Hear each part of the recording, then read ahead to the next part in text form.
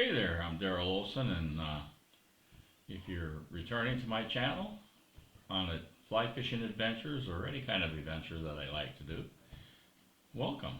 And if you're new, welcome, and I hope you come back. Today we're going to tie a panfish fly. Of course, we're getting ready for the Charleston Project Healing Waters and Myrtle Beach group and Columbia's group to do a sunfish challenge here in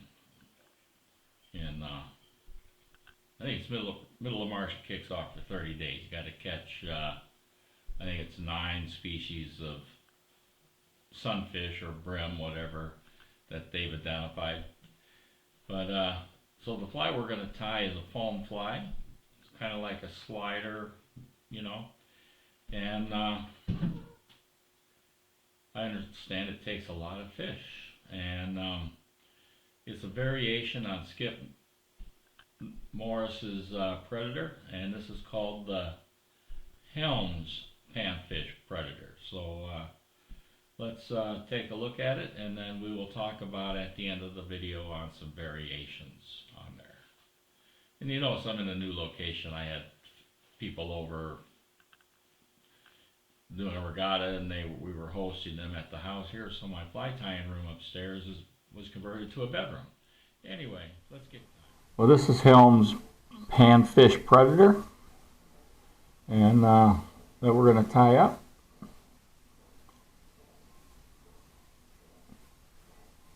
On there, it should work. So why don't we go ahead and explain the materials as we go along.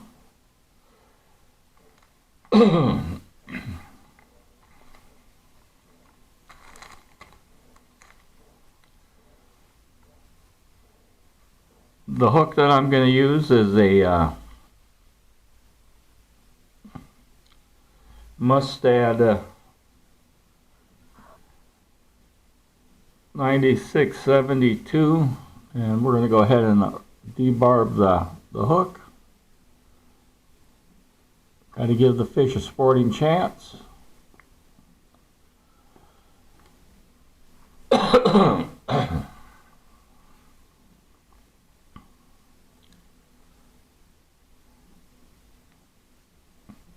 I think this is like a 3x long. But you can tie it on any length hook. It's just that's what I'm going to do. I'm going to use some Chartreuse 6/0 thread, Uni Ultra thread, and before I get that going, we're going to use some foam. I'm using Chartreuse. You can use whatever color you want, and I usually use the hook gap, the gape of the hook or gap, and it's right around that hook gap right there. You can see that's about how wide it is. And in this case, for this hook, it was like 5/16 or something like that. Anyway, let's get tying. And we'll just start right behind the eye. It doesn't matter where.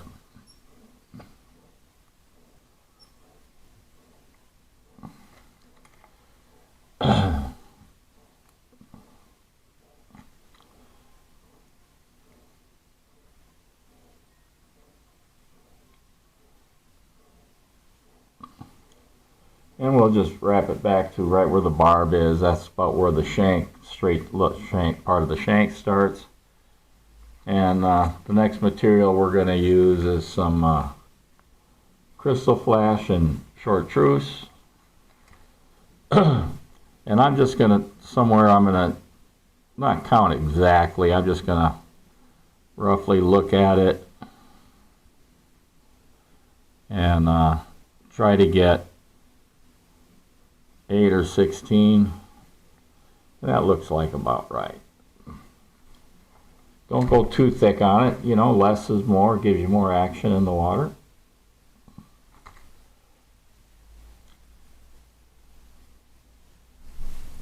And the tail is going to be roughly a shank length. As you can see right there. And then we're going to try to keep that right on top of the hook.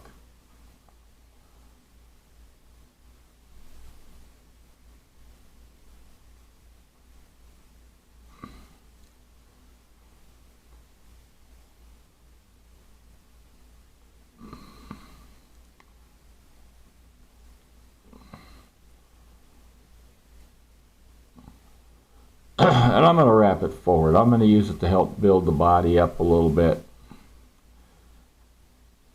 You could cut it off and have a bump in your fly, and that's all right. That's your choice. I like to try to keep my bodies pretty consistent in diameter.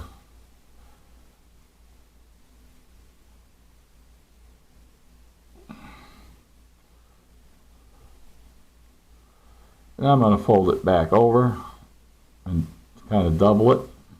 And this is going to be my tail.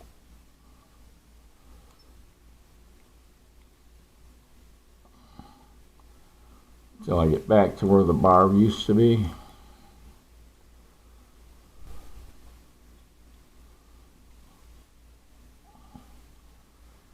And I'm going to cut off that's right at about the same length.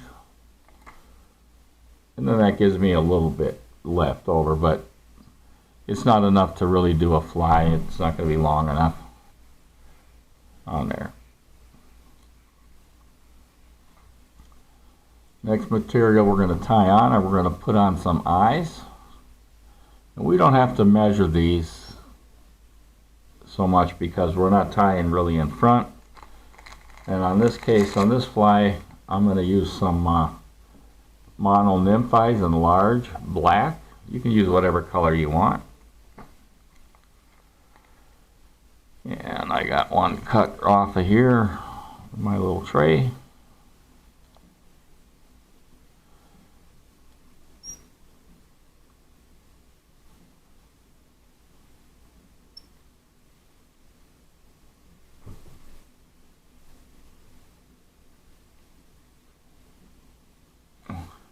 And we're going to try to make those equal on each side as close as you can. So don't tighten them down too tight.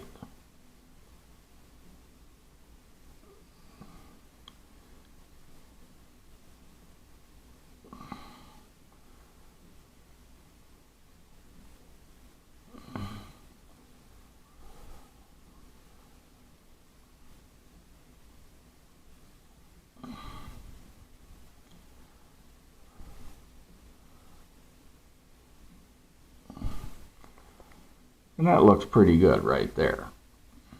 And then I'm gonna, since I'm using my travel vise, I'm gonna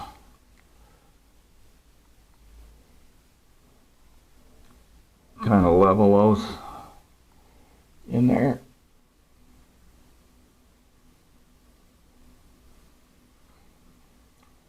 All right, we kind of got that, what looks level.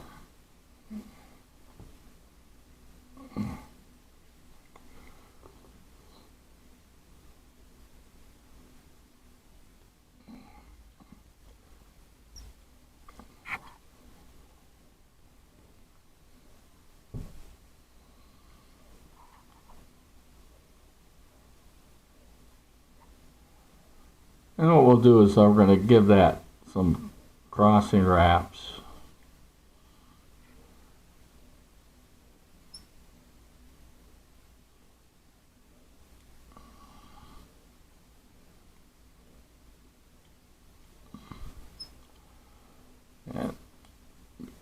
And go over and under the shank or the eyes.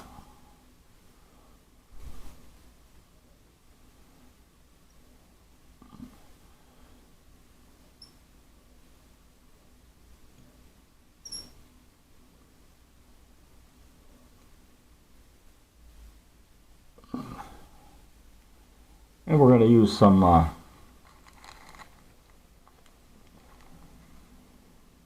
some Hareline ice stub and Chartreuse. And I'm just going to take off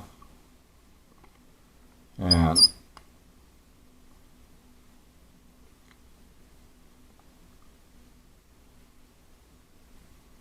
this dubbing can be a little hard to use.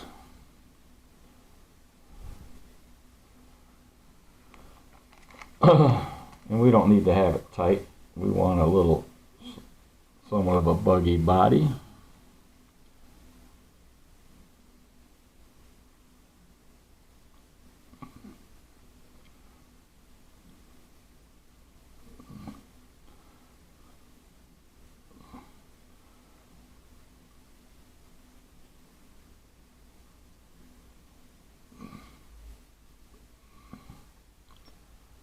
We'll start with that. We'll just kind of lock it in.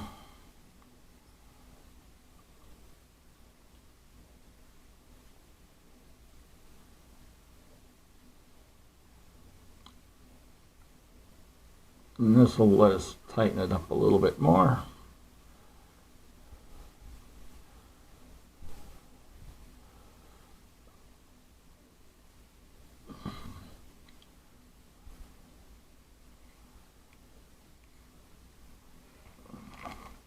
I think I just need a little bit more there.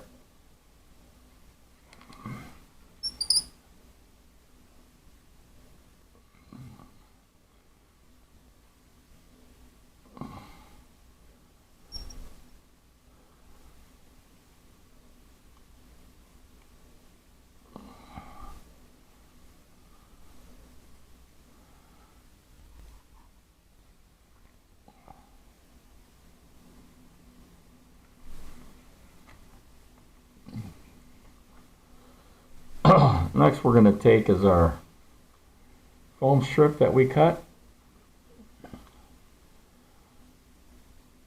2mm foam.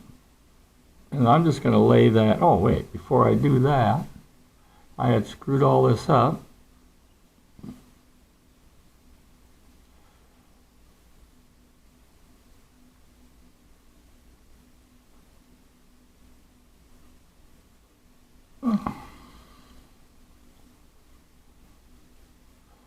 Let's screw this up.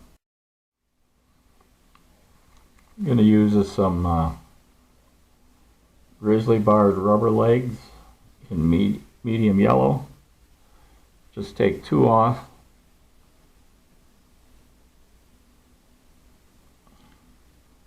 And I'm just going to lay them on top, make sure that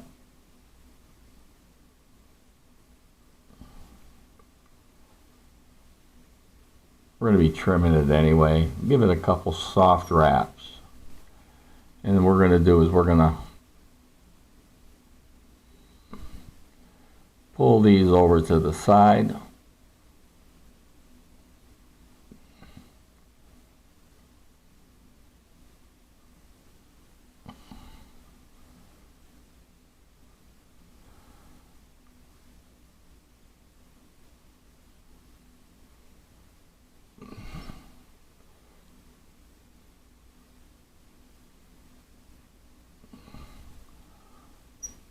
And then I'm going to take the front ones, I'm just going to put over the eyes.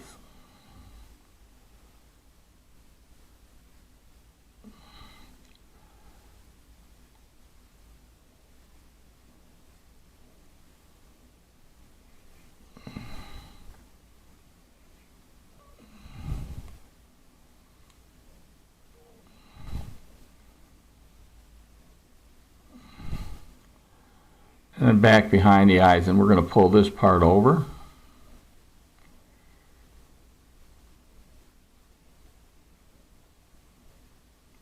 And just lock that in right behind those eyes.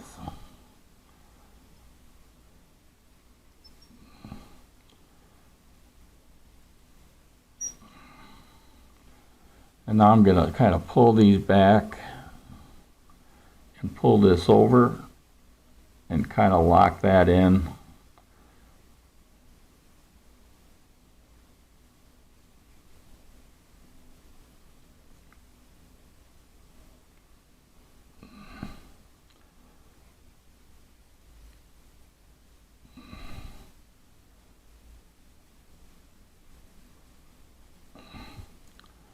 by pulling those legs back, that'll keep them coming straight out. Or you can make them look like antennas.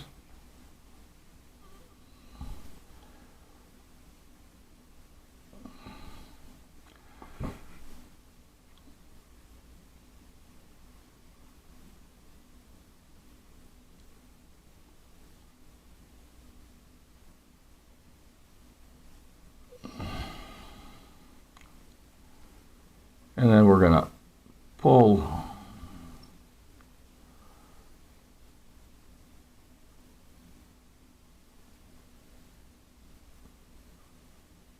and make a head here.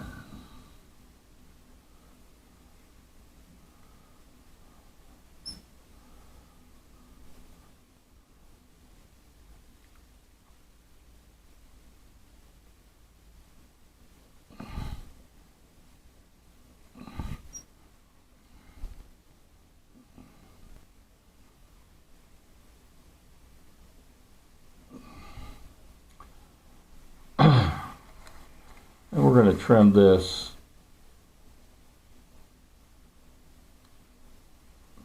back to the end of the foam there. And we're going to take the back legs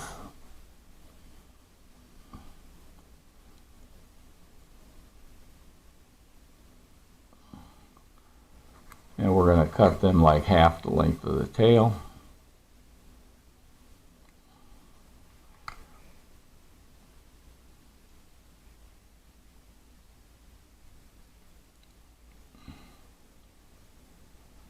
And these about either the same length or a little shorter.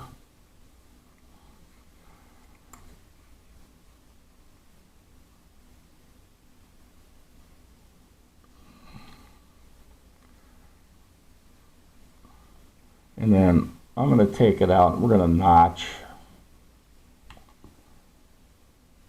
Oh, well, I got a whip finish too, but probably do that first.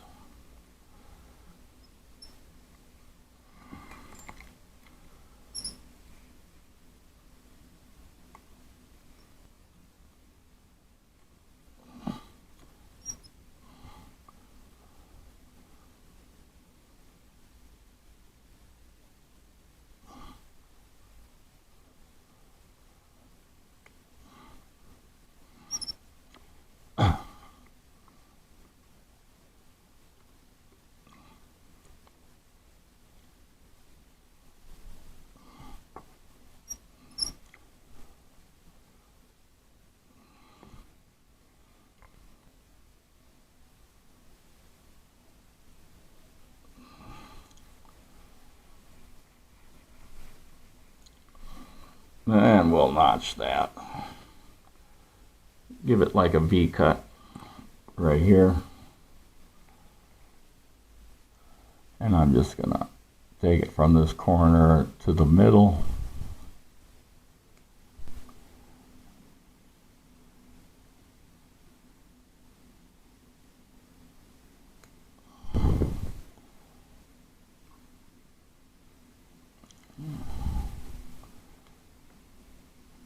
Like that.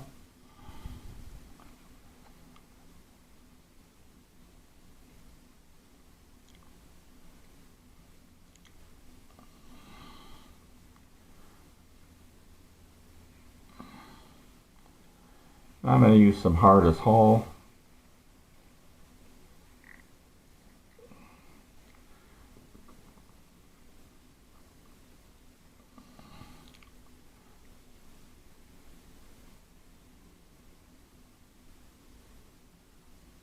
Right there. And then on the threads right there.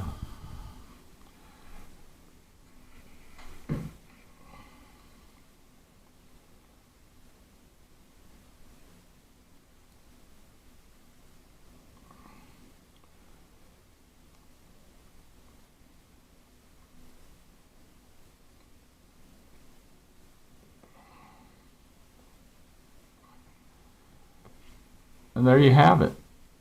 A Helm's Predator. It's not as pretty as the one I showed you earlier, but it'll catch fish on there.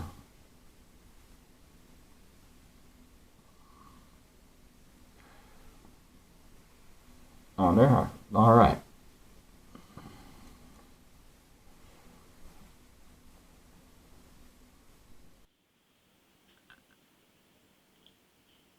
Well, I hope you enjoyed that misadventure in time. But I encourage you to try to tie some up in other colors. Here's some yellow and black with actual dumbbell eyes, lead eyes, so that it won't float as high in the column as it will with the nylon or the plastic eyes, but it'll sink a little bit and might be a good option to get to cover that range of water that the fish might be in. You never know. You might need something a little heavier on that part. But this style here was, you notice, is tied with like antenna versus two legs coming off the sides on there. All right. Well, I'm Daryl. I hope you give this a pattern try for the upcoming Charleston Project Healing Waters group Panfish Challenge coming up here in March. If you're part of those veterans in the program. All right. We'll see you on the water.